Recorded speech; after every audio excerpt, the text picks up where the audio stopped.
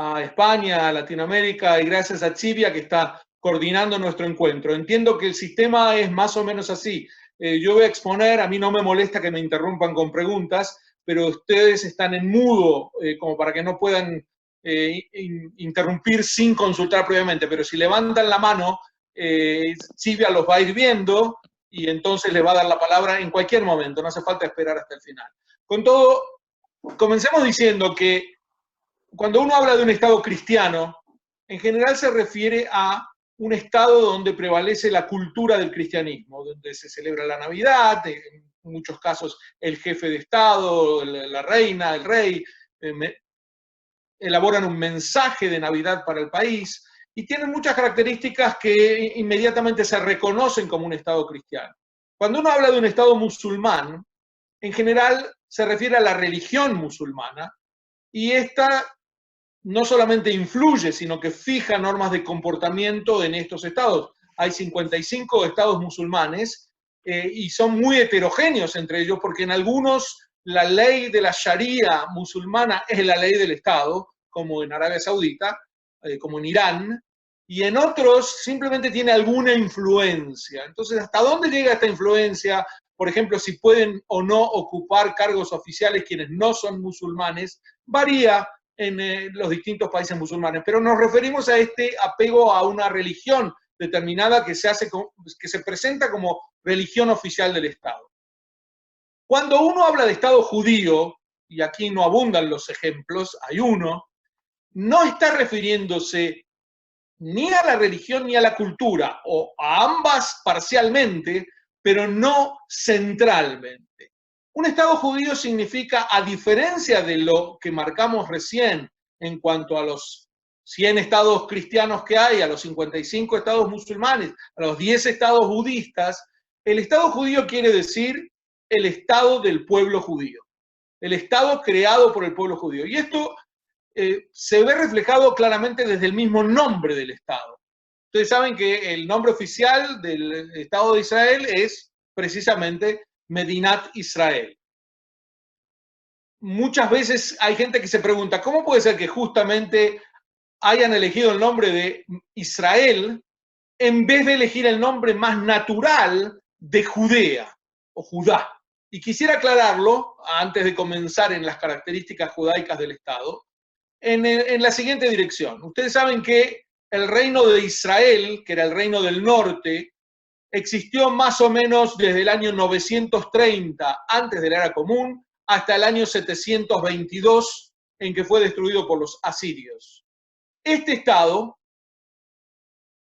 desapareció, es decir, sus habitantes, unos 30, 40 mil, fueron trasladados como esclavos a Asiria, se transformaron en lo que terminó siendo las 10 tribus perdidas, y el estado que perduró es el del sur, el reino de Judea. Había dos, después de la monarquía unificada, el de Israel al norte, el de Judea al sur, y por lo tanto este estado de Judea, que fue destruido en el año 70 por el Imperio Romano, debería dar el nombre al estado renacido nuevamente en la tierra de Judea o Israel.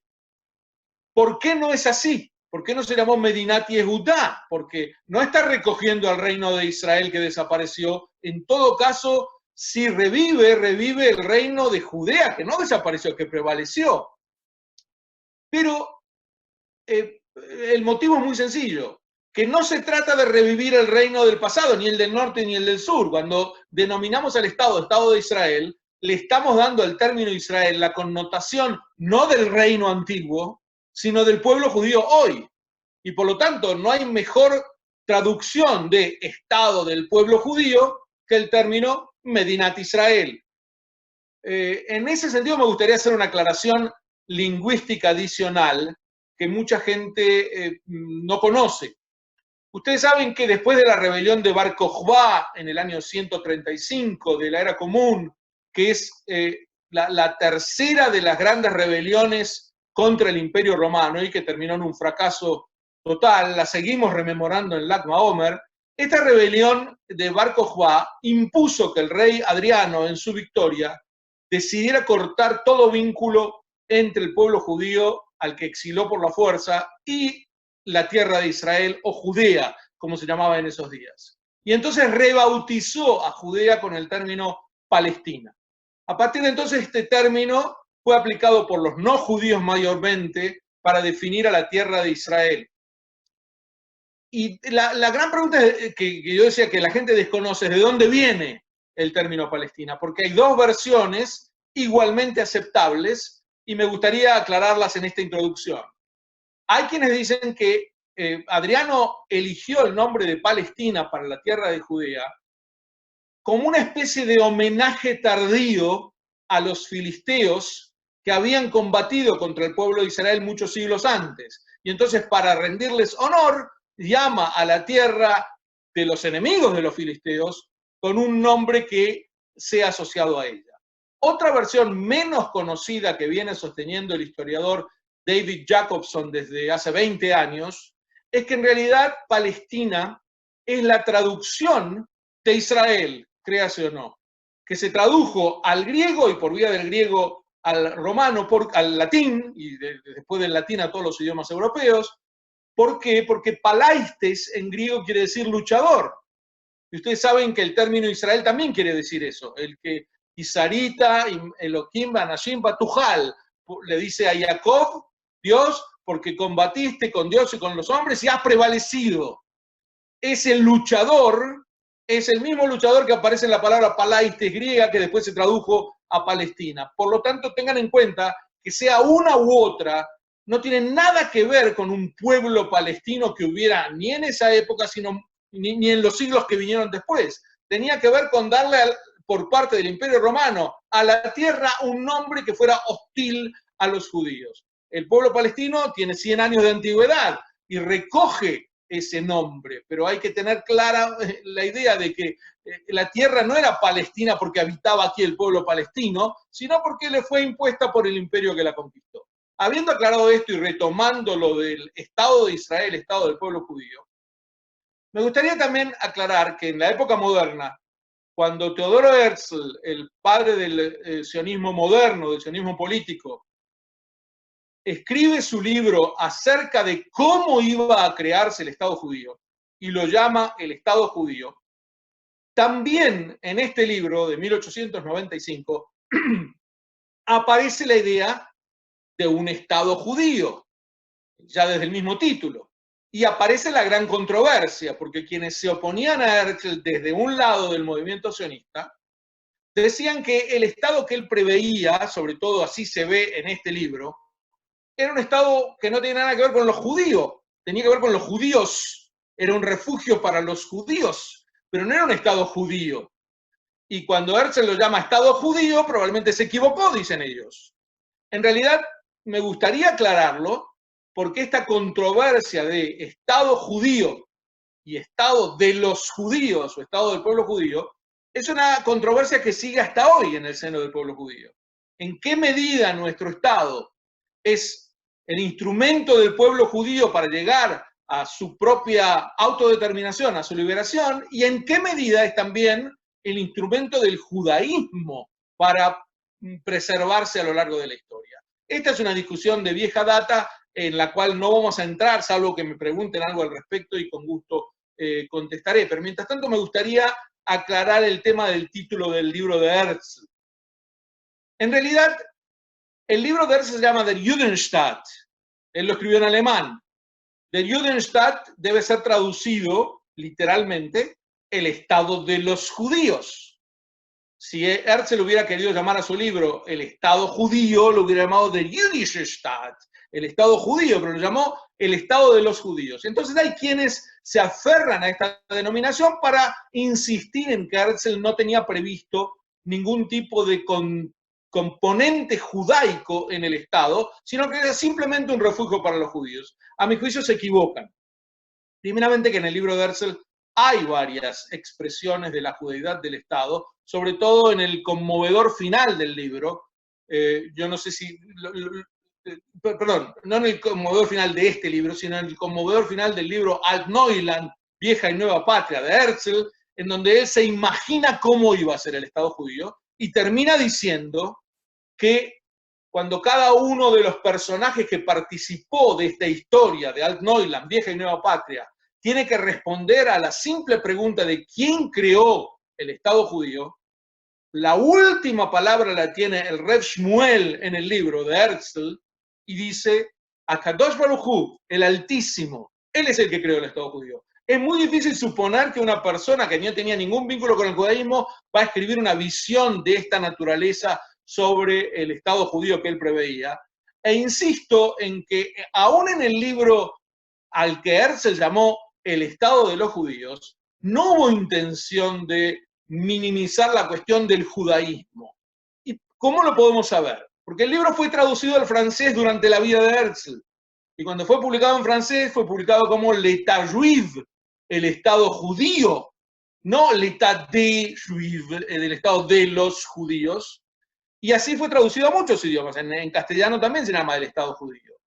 Herzl, cuando daba nombres a sus libros, trataba de ser muy concreto, de tener un nombre corto en el título que resumiera la idea. Y así llamó Ad Neuland, Vieja y Nueva Patria, a su novela. Y por eso le puso Der Judenstaat, porque era más fácil como título, pero no es que él se oponía a llamarlo el Estado judaico, porque así fue traducido al francés.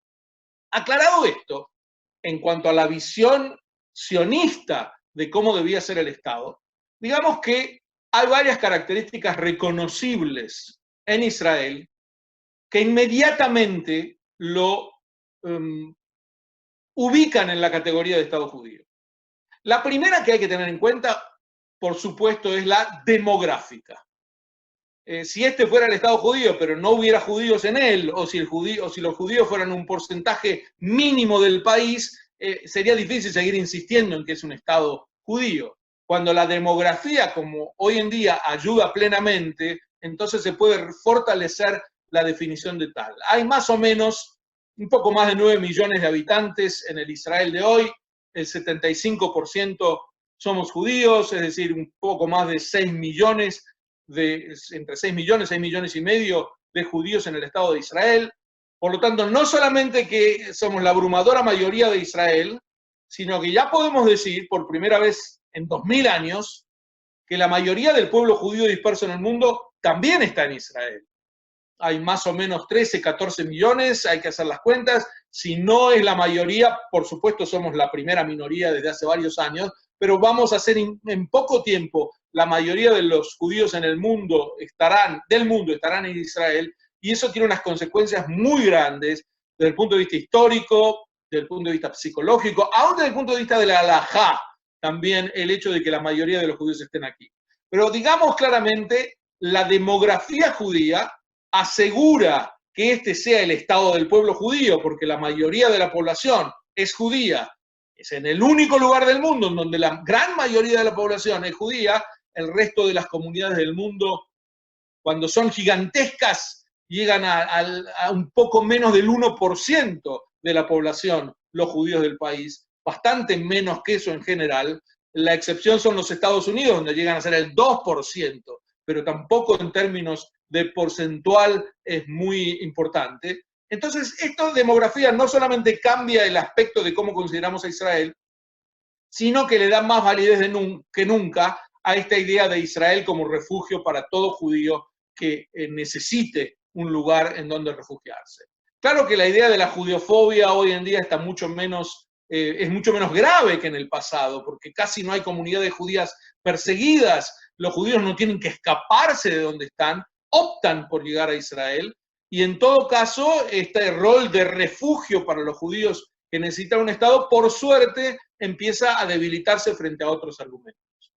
Sumemos a esto la cuestión histórica. Israel asume la historia del pueblo judío. Cualquier chico que va a una escuela, cualquier niño que estudia en una escuela israelí, no solamente niños, adolescentes en la universidad, y estudia la historia de Israel, comienza por el Israel de los reinos, incluso más, comienza por los patriarcas, y llega a la época moderna. Es decir, el Estado asume no solamente su condición de judío, y esto es importante, el Estado se autodefine como un Estado judío, sino que desde el punto de vista histórico recoge la historia judía para continuarla.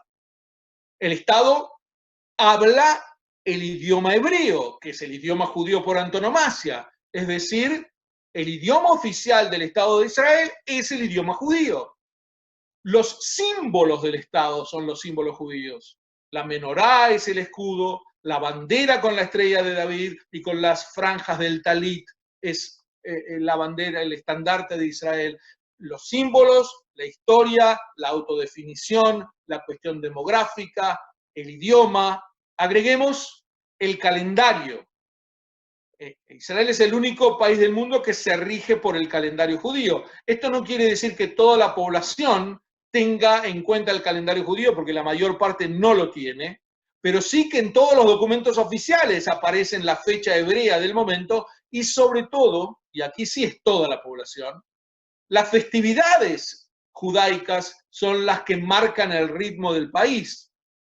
Aquí me gustaría hacer una aclaración. Hay muchas veces que me encuentro en vuestras comunidades y en otras con alguien que sostiene que en Israel se practica poco la religión judía, que él se vio, por algún motivo escucho estas críticas, sobre todo en México cuando viajo ahí, que él se sorprendió de ver a tantos judíos que no practican la religión judía. Claro, aquí, ¿cuál es el error? El error es comparar distintos niveles de la población de uno y otro lugar. Si uno compara al judío más religioso de la diáspora con el judío más laico de Israel, por supuesto que se va a sorprender que el de la diáspora observa mucho más el judaísmo, pero debería comparar paralelamente. Es decir, los más religiosos de Israel con los más religiosos de la diáspora y los más laicos de Israel con los más laicos de la diáspora. Y ahí se va a dar cuenta inmediatamente que Israel gana por lejos en cualquiera de estos casos. Es decir, si uno toma al más laico de los laicos, al menos religioso, al más antirreligioso de Israel, y le pregunta, ¿qué hizo en Pesaj? Él va a decir exactamente dónde pasó el ceder de Pesaj. Probablemente fue un ceder no kasher, pero pasó el ceder de Pesaj en algún lugar, lo sabe. Esto es el 99% de la población de Israel.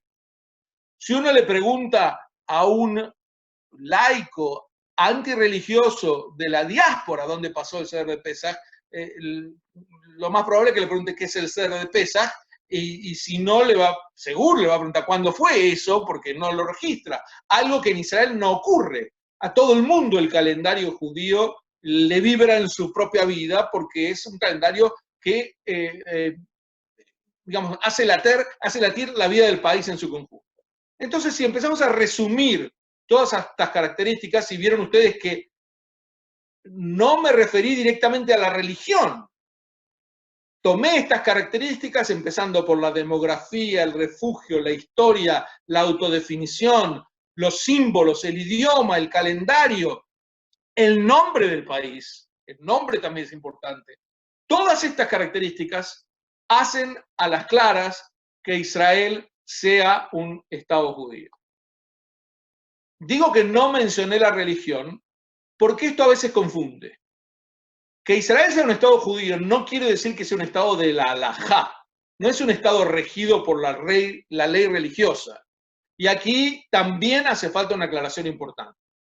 Hay quien dice que este es un Estado confesional o teocrático, en general maliciosamente lo plantea, y en otros casos no maliciosamente, pero en vista de una cuestión de ignorancia, porque, por ejemplo, no hay transporte público en Shabbat, en algunos lugares lo hay, o, por ejemplo, el casamiento es en general casamiento por vía religiosa. Y esto probaría que Israel es un Estado confesional. ¿En dónde está el error?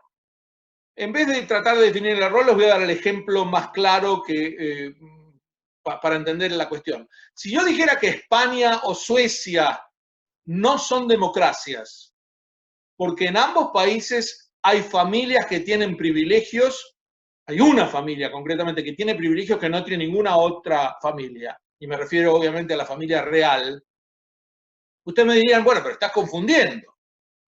Que haya una monarquía constitucional no quiere decir que no haya una democracia.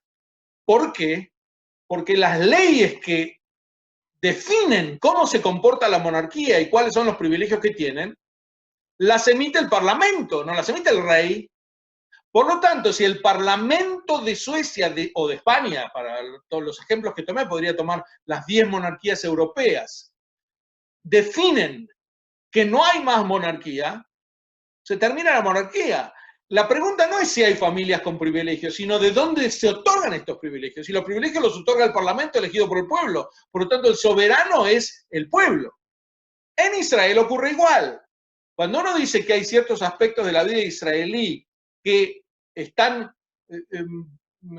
imbuidos de la religión, no es porque lo decida el gran rabinato, es porque lo decide el Parlamento de Israel, la Knesset, elegida por el pueblo. Si mañana el Parlamento de Israel decide que hay transporte público en Shabbat, lo habrá. Por lo tanto, aquí no es una cuestión de quién es religioso y quién no. Hay muchos no religiosos en Israel que quieren conservar esta atmósfera judaica del Estado sin necesariamente cumplir con la religión. Les voy a dar un ejemplo típico. No sé si tuvieron la ocasión alguna vez de ver Tel Aviv en Yom Kippur. Los menos religiosos la llaman el día de las bicicletas. Y es porque no se ve un auto. Y no es porque la mayoría de la población de Tel Aviv sea religiosa, no lo es decididamente. Pero Yom Kippur es Yom Kippur, el día del perdón, y los telavivenses quieren tener un día más espiritual que el resto del año. Y eso hace que en Israel muchas medidas que parecen ser de un Estado confesional no tienen nada que ver con un Estado confesional. Que el al no huele en Shabbat, que el aeropuerto Ben Gurión esté cerrado el día del perdón. Es decir, no hay vuelos en Shabbat de compañías que no sean la aerolínea israelí. Pero en Yom Kippur no hay ningún vuelo en Israel. El aeropuerto está cerrado. Esto no ocurre en ningún otro país. Pero no es por una cuestión confesional. Es por una cuestión que tiene que ver con la voluntad del pueblo israelí, que al ser un Estado judío quiere mantener cierta atmósfera que refleje esta judeidad del Estado.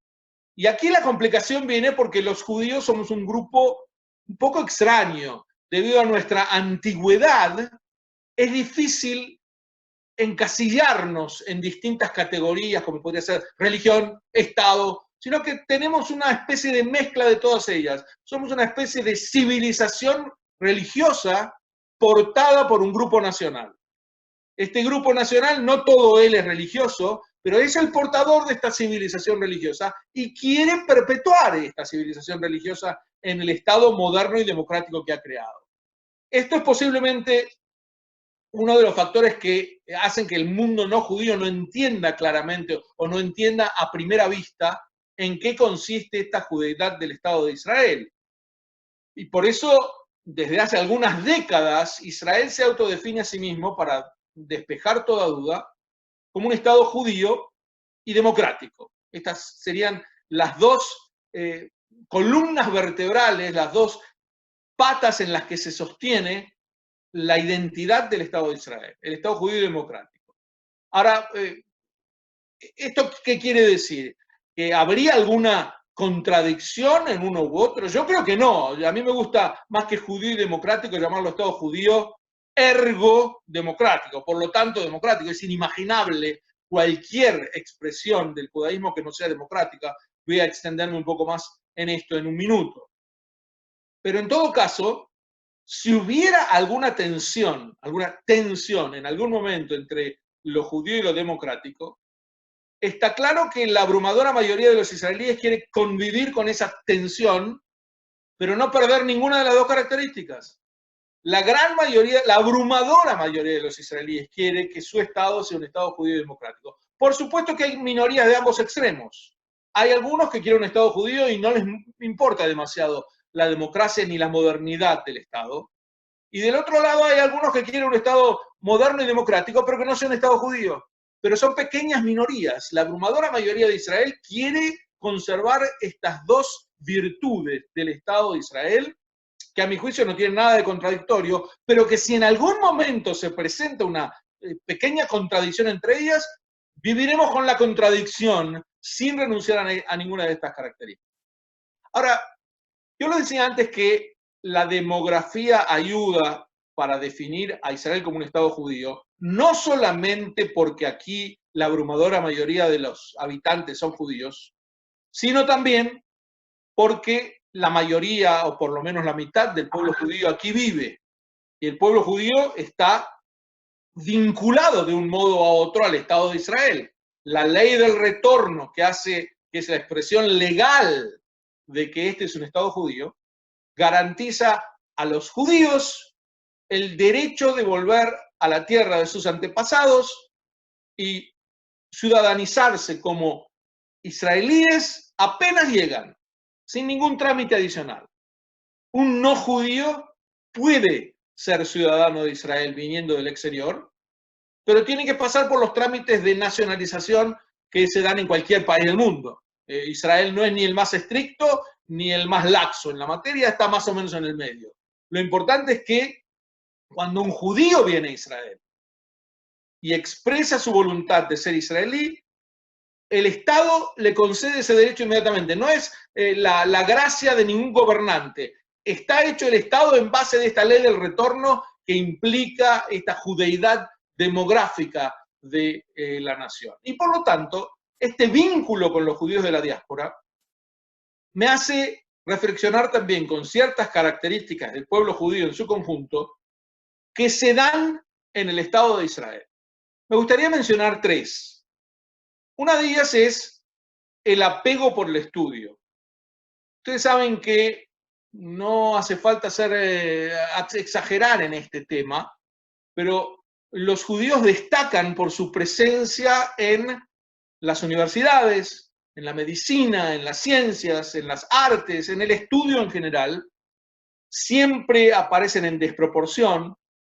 Yo he escrito un libro sobre el ajedrez, en donde incluye un capítulo dedicado a los judíos del ajedrez. Aquí es notable esta desproporción, a todas luces llama la atención el hecho de que más del 90% de los autores de teorías ajedrecísticas son judíos. La mayor parte de los campeones mundiales, digamos, el mayor tiempo en que estuvieron campeones mundiales, son judíos. Aquí estamos hablando del 0,2% de la población mundial y el 90% ya es una desproporción que a todas luces debe ser investigada. Uno no puede decir que es casualidad, que casi la tercera parte de los premios Nobel en ciencia la reciban judíos. Esto no apunta a ninguna condición ni genética ni biológica, apunta a una cuestión cultural. El judaísmo es les decía, una civilización religiosa, pero que pone al estudio como un valor supremo. Pone al estudio como una mitzvah. Uno no puede ser un judío que observe los preceptos sin estudiar. Tiene que estudiar constantemente. Por eso, cuando en Europa las tasas de analfabetismo medievales eran altísimas, llegaban incluso al 90% de la población, entre los judíos la gran mayoría siempre sabía leer y escribir, porque era la mitzvah, el precepto número uno para sus padres. Hoy en día, este apego al estudio que se da en el pueblo judío en la historia tiene su expresión muy visible en el Estado de Israel, en la cantidad es el país con más patentes de invención, el país con un mayor porcentaje de artículos en journals académicos, ni que hablar en las yeshivot y en las universidades, en el país que más consume libros, que más va al teatro. Siempre está Israel a la vanguardia entre los primeros países o el primero directamente en startups, en cualquiera de estas creaciones del ingenio humano. E insisto, no tiene esto nada que ver con lo biológico o lo genético o lo racial. Los judíos no somos una raza. Hay judíos de todas las razas. Somos una civilización religiosa portada por un grupo nacional. Pero esta civilización religiosa ha puesto tanto énfasis en el estudio que se ve este énfasis, no solamente en los judíos de la diáspora, sino especialmente cuando crearon su Estado, fue un Estado dedicado al estudio también. Una característica adicional es la vibrante democracia. Les dije que quería retomar este tema y ahora lo estoy retomando. Hay muchas democracias en el mundo. Me parece que vibrantes como la de Israel hay muy pocas, en donde uno se fija en los partidos políticos que hay. En las últimas elecciones compitieron 30 listas, 30 partidos políticos que abarcan desde aquellos que quieren destruir el Estado de Israel y lo dicen explícitamente. Hay un partido llamado Balad, compuesto eminentemente por árabes nacionalistas, que dicen claramente, nosotros no queremos que haya un Estado judío, y ellos tienen su representación en la Knesset, hasta los grupos más nacionalistas judíos. Esto habla a las claras de una democracia vibrante en donde todas las ideas están permitidas, en donde toda manifestación del espíritu humano en ningún caso es perseguida, Y esta democracia vibrante, que en estos últimos años nos ha costado mucho, porque cuesta digamos, establecer un gobierno debido a tantas discusiones y peleas y que no llegan a una mayoría necesaria en ninguno de los bloques que constituyen el mapa político israelí, pero esta democracia es también un reflejo del judaísmo. Después de todo, como ustedes saben, el libro que ha influido más en la llamada la mentalidad judía, la manera judía de encarar la vida, de encarar las acciones humanas, que es el Talmud, al cual han dedicado a su estudio generaciones tras generaciones de judíos, miles y cientos de miles de judíos dedicados en algunos casos todo el día, todos los días, al estudio del Talmud. Pero ¿qué es el Talmud? Sino una extensísima lista, serie de discusiones entre rabinos de distintas épocas sobre cómo debe analizarse una ley, cómo debe analizarse una situación, y discusiones que, para sorpresa del que comienza a leerlo, no terminan en dictámenes. Pareciera ser que nos lleva a una discusión, a otra discusión, a otra discusión, y después se olvidan incluso deliberadamente a veces de cuál fue la pregunta que disparó la discusión. Y esto habla a las claras de una cultura que ve en el debate, en el cuestionamiento, un valor. Y en este debate, en este cuestionamiento, que es el que generó, les decía, esta especie de actitud judía, se ve en esta vibrante democracia israelí. Conocen el chiste del náufrago al que encuentran en una isla y cuando lo van a rescatar le preguntan qué son los 3 edificios que ha creado en la isla y él dice, uno de ellos es mi casa porque aquí de noche hace mucho frío, el segundo es la sinagoga, entonces ahí descubren los que lo rescatan que es judío, este personaje que ha naufragado, y el tercer edificio que es, y él contesta, esa es otra sinagoga, pero a esa no voy nunca. Y la idea es, este chiste refleja a las claras esta idea de 2 judíos, 3 opiniones. Cuando los judíos necesitan interrelacionarse, siempre buscan el factor en donde uno pueda mirar las cosas desde otro punto de vista. Y les digo que obviamente no abarca a todos los judíos, pero es parte de la cultura judía. Y por eso uno ve a judíos de todas las ideologías y de todas las creencias que se sienten parte del pueblo judío, aun cuando se vean muy alejados del judaísmo tradicional. Y esto también se ve reflejado en el Estado de Israel. Una tercera que podría aclarar, estoy hablando ahora de características del pueblo judío que se vieron reflejadas y se ven reflejadas en el Estado de Israel renacido. Es obviamente la judeofobia. No voy a hablar de este tema, saben que hablo mucho de él, he escrito varios libros sobre el mismo. La judeofobia es un fenómeno único que no tiene paralelo. No es un fenómeno agradable, ni mucho menos, pero es uno que un judío moderno necesita conocer para no sorprenderse ni amargarse demasiado. Tiene que saber en qué consiste este odio tan especial. Yo diría que cualquier persona democrática debería tratar de entenderlo mejor, porque entender mejor la judeofobia es una manera de contrarrestarla.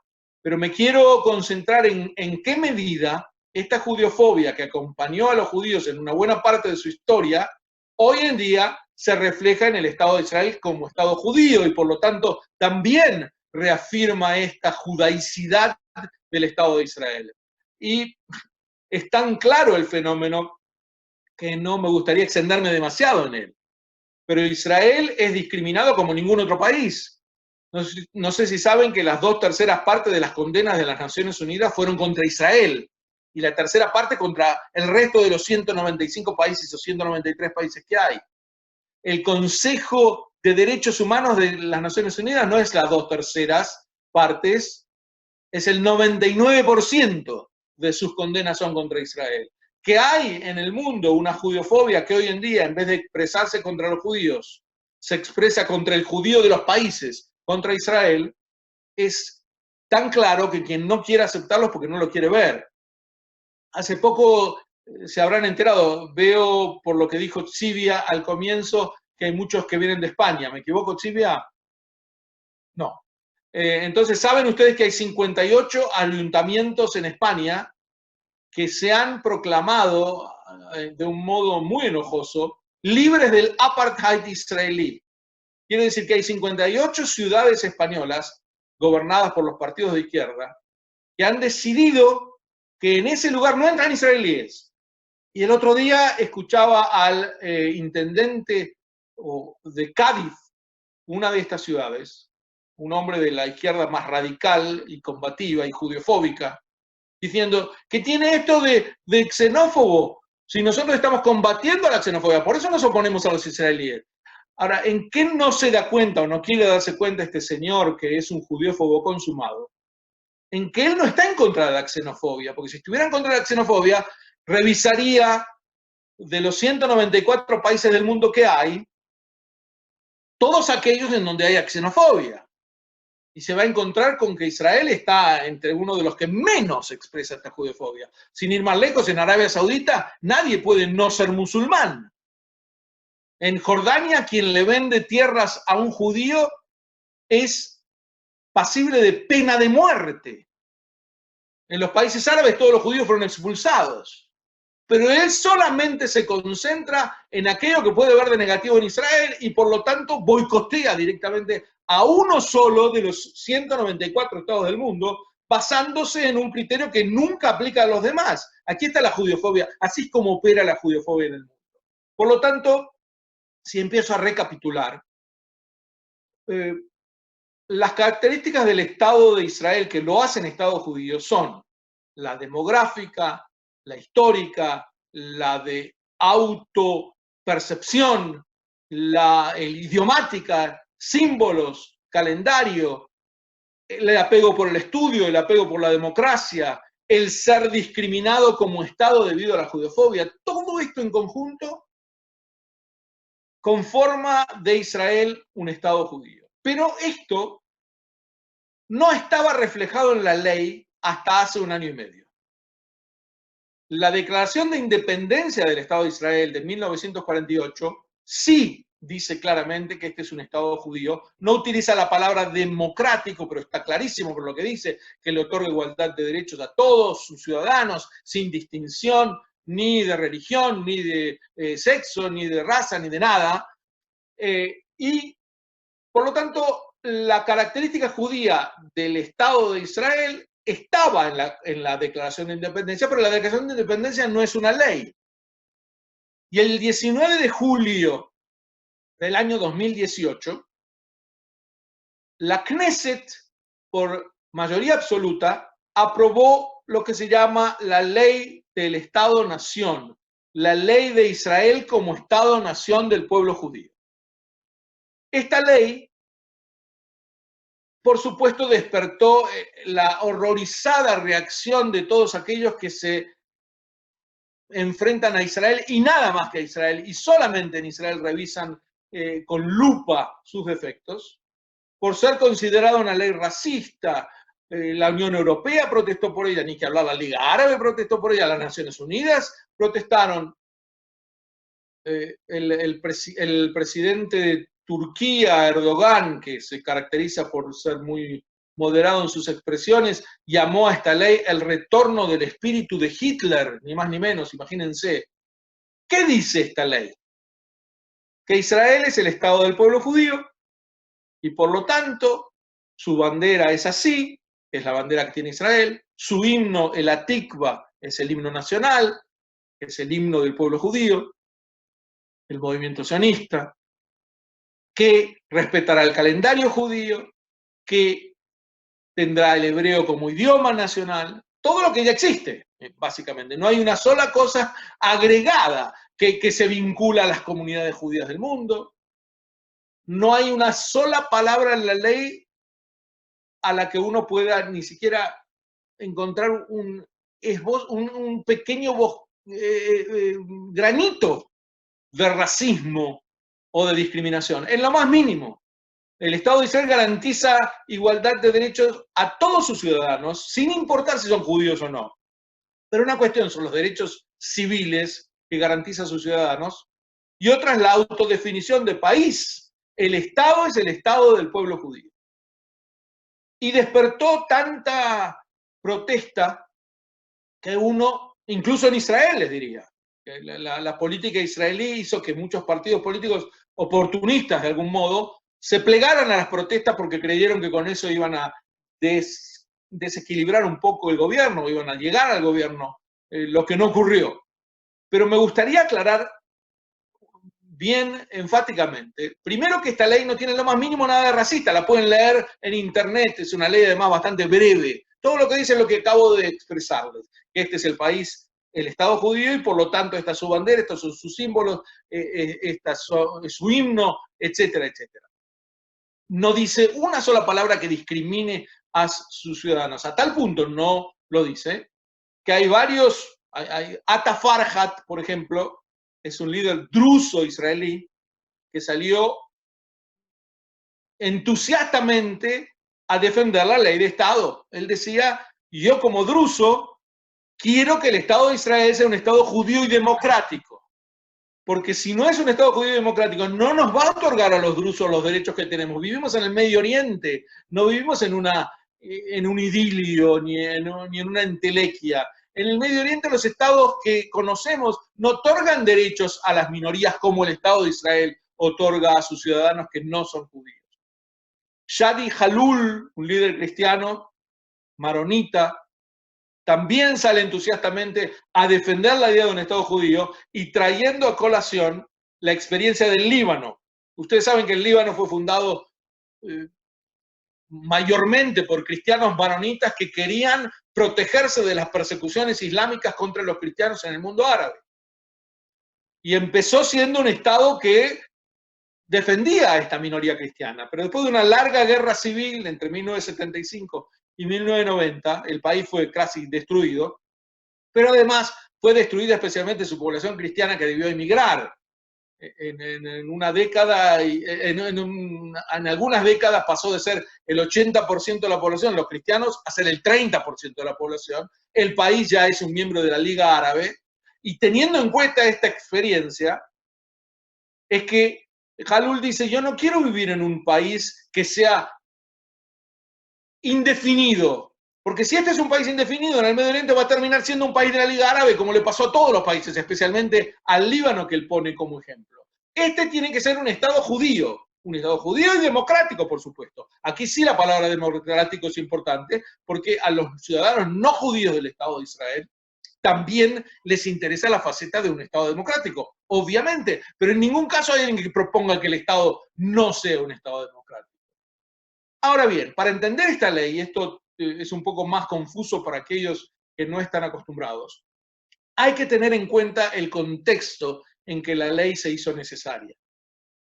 Y para esto hay que hablar de lo que se llama en Israel la revolución constitucional, que implementó desde la década del 80 el juez Aharon Barak, tratando de promover lo que se llama el activismo jurídico. Es decir, que los jueces, que la Suprema Corte de Justicia de Israel tenga mucha más influencia en la vida de la población y decida mucho más de lo que deciden la mayor parte, por no decir en todas, las democracias occidentales.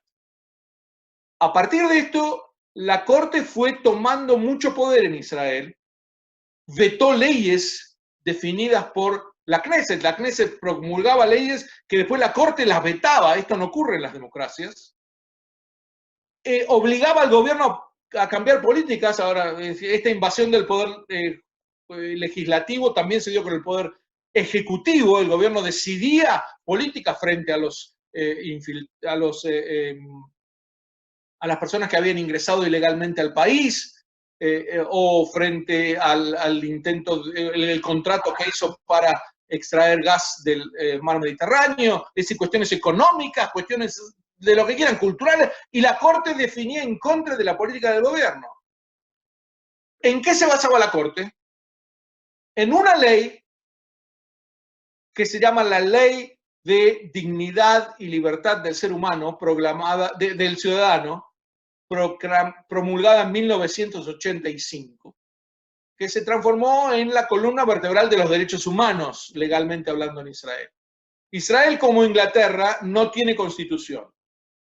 Por lo tanto, en 1950, apenas el país había nacido, se resolvió lo que se llama la resolución Harari, que indica que si bien no tiene constitución, va a ir creando sus propias leyes básicas, y en base de estas leyes básicas que se den a lo largo de los años, finalmente se van a juntar todas estas leyes básicas y van a crear la constitución.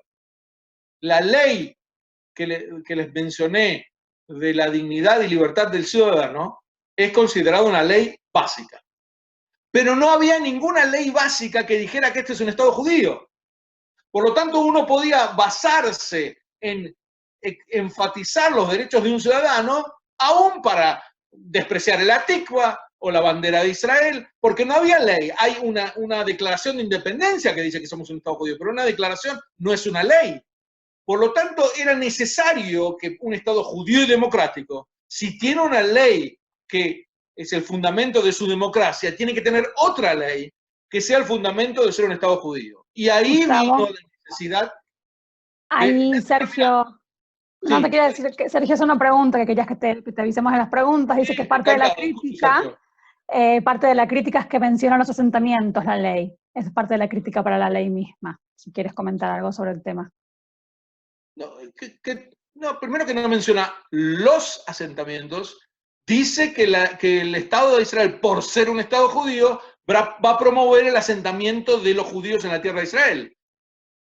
Esto también es decir, como promover la alianza, la inmigración al Estado de Israel. La ley no menciona los asentamientos, menciona el asentamiento de los judíos en la tierra de Israel. ¿Dónde está Sergio? ¿O de qué país es? Estás en mudo. Sergio, ¿quieres contarnos de dónde eres? No, si quieres. ¿Dónde está Sergio? Así por lo menos lo veo. No, pero no, o sea, él escribió en el chat su comentario. Bueno. Bueno, muy bien, como quieras. Es decir, yo no tengo inconveniente en que me hablen directamente, pero si prefieren escribir, como ustedes quieran. Estaba terminando de todos modos y les decía, la ley vino a compensar una carencia. Todavía en Israel estamos viviendo esta dificultad de este activismo judicial. Por supuesto, aquí hay muchas opiniones y la mía es una opinión, pero creo que es muy fundamentada lo que les voy a decir ahora. Hace días nada más, la Knesset estaba debatiendo cómo iba a conformar sus nuevas comisiones debido a que hubo elecciones en Israel y quién iba a ser su nuevo presidente, lo que se llama the speaker, el presidente del Parlamento. La Corte Suprema le indicó al presidente del Parlamento, Yuli Edelstein, cuál era el plazo en el que él tenía que hacer votar por su sucesor. Esto no tiene precedente en ninguna democracia en el mundo. La Corte se mete en el Parlamento, quiere dictar el orden del día del Parlamento y decirle al presidente cuál es el día al que debe, como máximo, designar el sucesor. Les digo porque esto atenta contra la democracia, claramente. Porque la política, sobre todo la política parlamentaria, se basa en permanentes negociaciones. El presidente del Parlamento puede estar en medio de las negociaciones entre los distintos partidos políticos y viene la Corte y de un mazazo y dice, no, para pasado mañana ya tienen que designar al presidente del Parlamento. Eso implicaba terminar con las negociaciones políticas y tratar al Parlamento israelí como si fuera un tribunal que da un veredicto.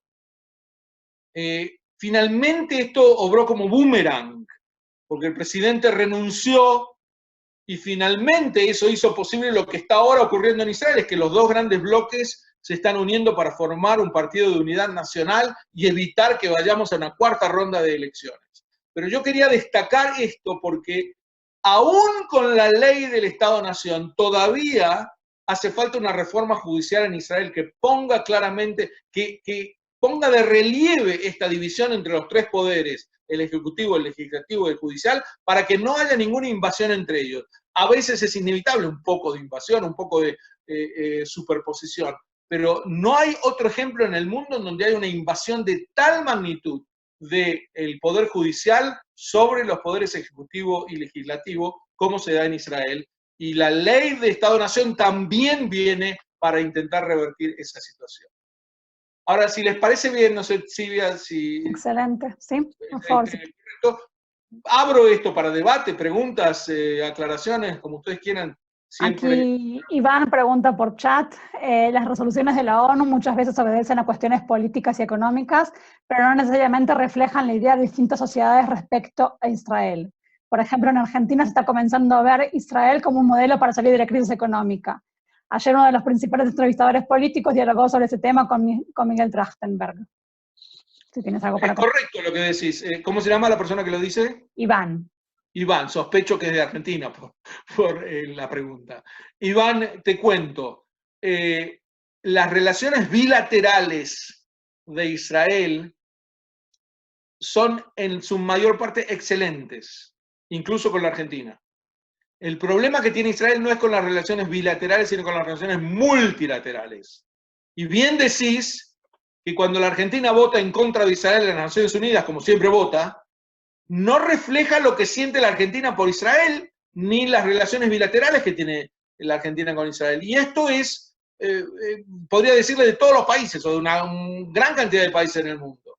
Es así porque la judeofobia se da mucho más cuando bloques enteros tratan de deslegitimar a Israel y no reflejan el sentir en general de la gente. Es decir, las Naciones Unidas parecen ser mucho más judeofóbicas de lo que son las personas, la humanidad en su conjunto. Yo no digo que todo el mundo sea judeofóbico, pero está claro que cada vez que Israel toma una medida para relacionarlo con nuestro tema, de ser un Estado-nación, el Estado-nación del pueblo judío, ya hay voces que ponen a protestarse, algo que nunca se meterían en cómo se autodefinen otros países. Si me permiten darles un ejemplo de vuestros países. Hay gente que dice el Atikva debería cambiarse, el himno nacional de Israel, porque empieza diciendo Kolo Palebra Primá Nefesh Yehudí Homiá. Mientras en lo profundo de los corazones palpite el alma de un judío, y viene alguien y dice, de un judío. ¿Y qué? ¿Un árabe israelí cómo puede identificarse con ese himno? ¿Por qué no lo cambia?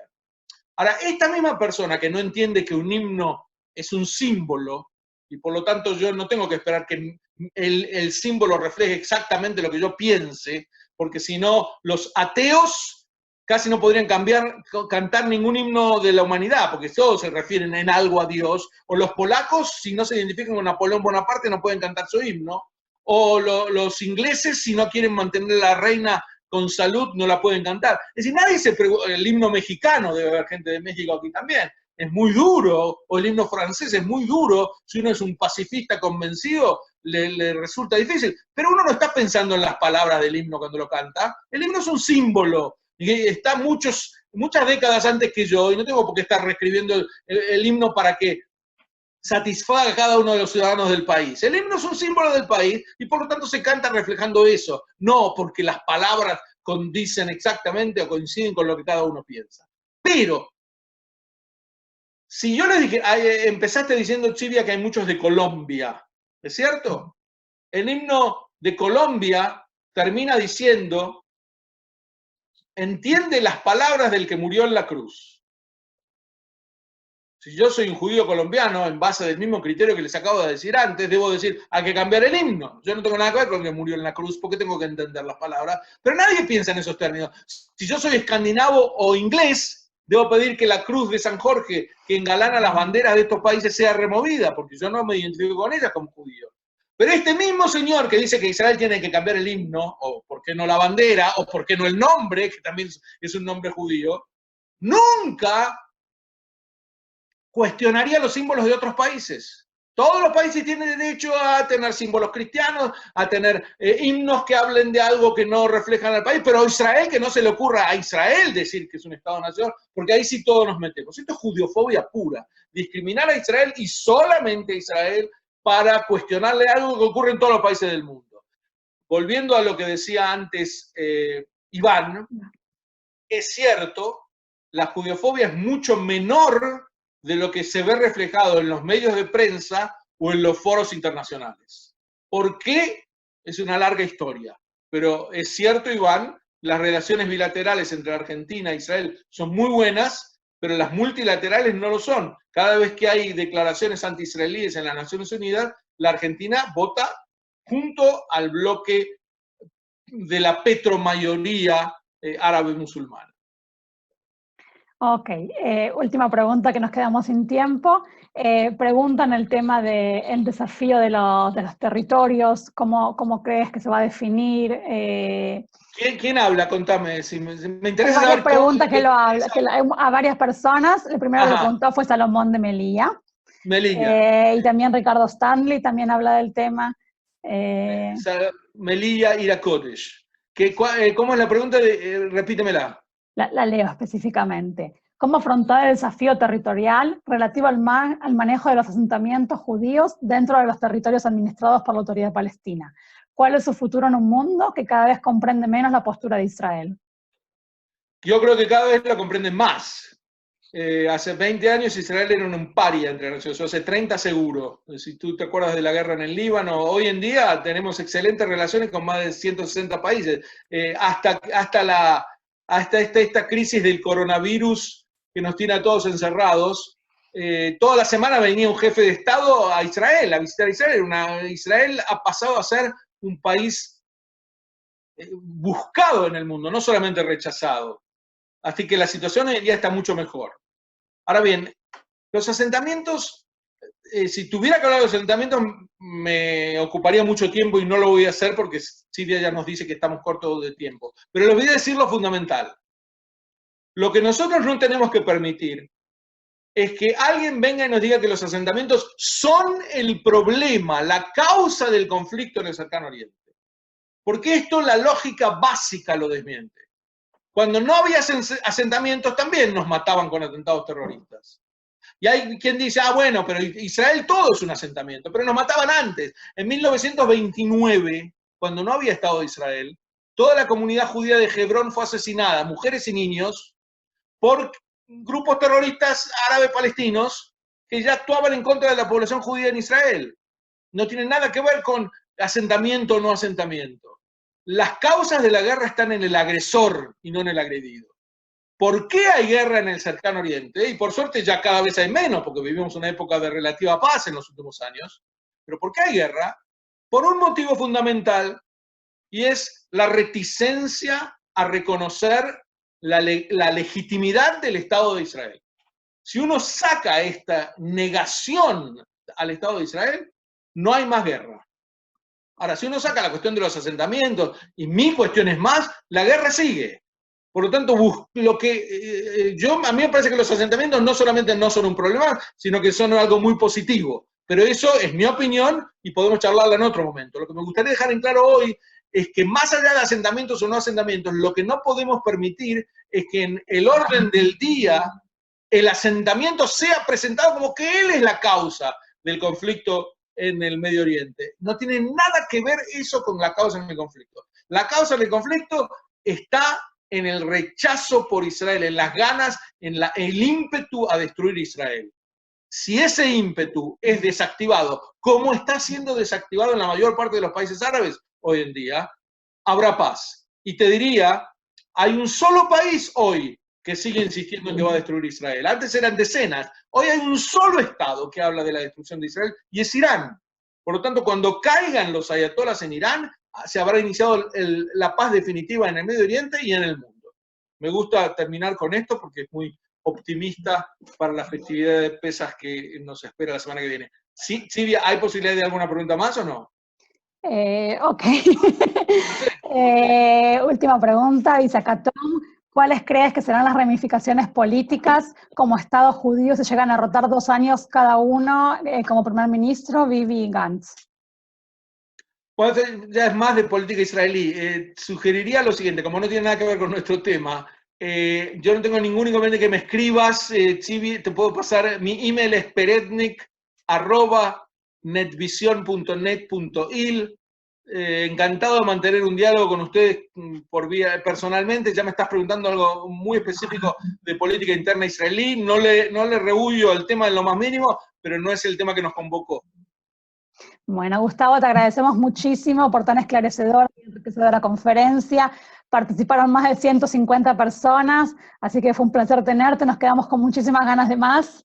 Me emocionó muchísimo ver líderes comunitarios y rabinos de comunidades a las que llegamos generalmente en forma personal y que lamentablemente por la situación tenemos que hacerlo por vía online, pero disfrutamos muchísimo, te agradecemos.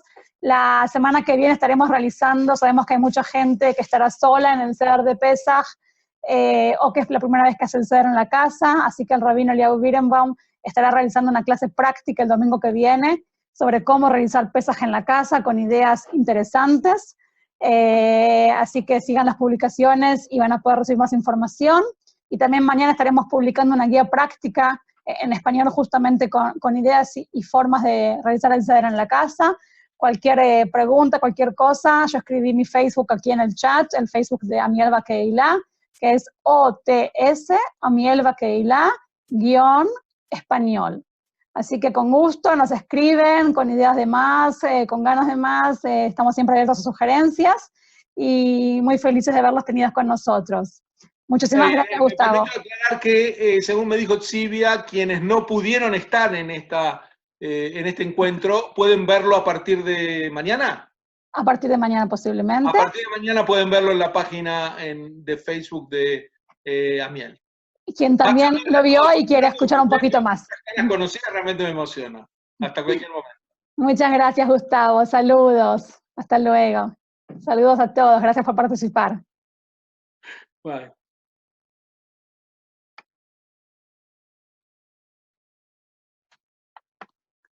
Voy dejando que la gente...